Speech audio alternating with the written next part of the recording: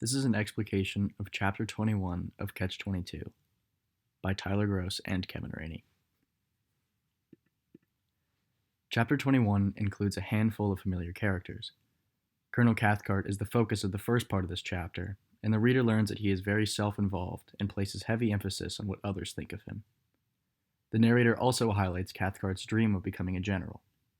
Colonel Corn, General Dreedle, and Colonel Moodus appear later in the chapter. Colonel Corn's actions in this chapter expose him as a brown-noser who, just like Cathcart, is willing to do anything for a promotion.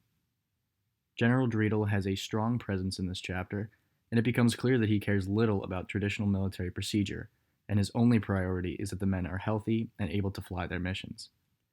He also loves to torture his son-in-law, Colonel Moodus, who is quiet and much more well-versed in military procedure. Yossarian plays his typical, ubiquitous role in this chapter.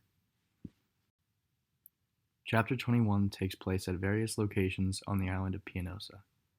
In standard Catch-22 fashion, the events of the chapter jump from location to location and occur out of chronological order.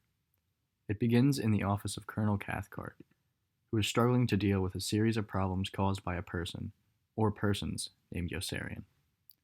He remembers that the naked man in formation waiting to receive the Distinguished Flying Cross was named Yossarian. The man who is making trouble over the 60 missions is also named Yossarian. The bombardier who flew over Ferrara twice was named, yet again, Yossarian.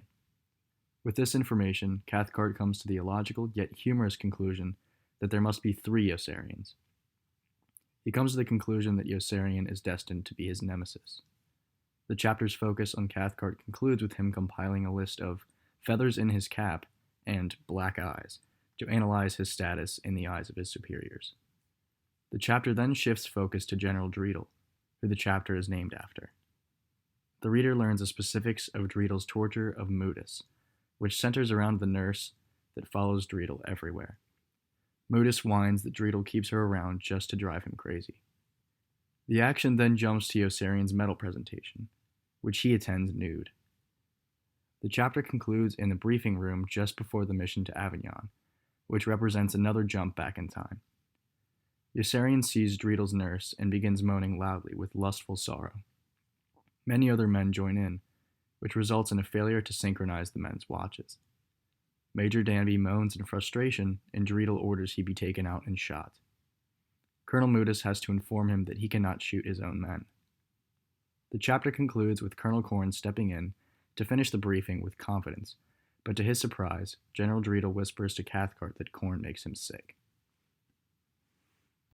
Yossarian's medal presentation is a clear example of irony, as the characters, as well as the reader, do not expect him to accept his prestigious award for bravery completely naked. After concluding that Yossarian is his nemesis, Cathcart claims that he is not superstitious, but that he does believe in omens. This is ironic because believing in omens, by definition, means that he is superstitious. There are several symbols in this chapter as well. Dreedle's nurse serves as a symbol of lust, especially for Yossarian and Colonel Moodus. Cathcart's farmhouse is a symbol of the lavish lifestyle he is trying to portray to his higher-ups and his men.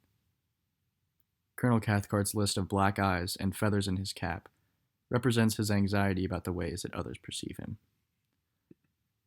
Finally, the theme of this chapter is that a bureaucratic hierarchy is detrimental to the productivity of a group.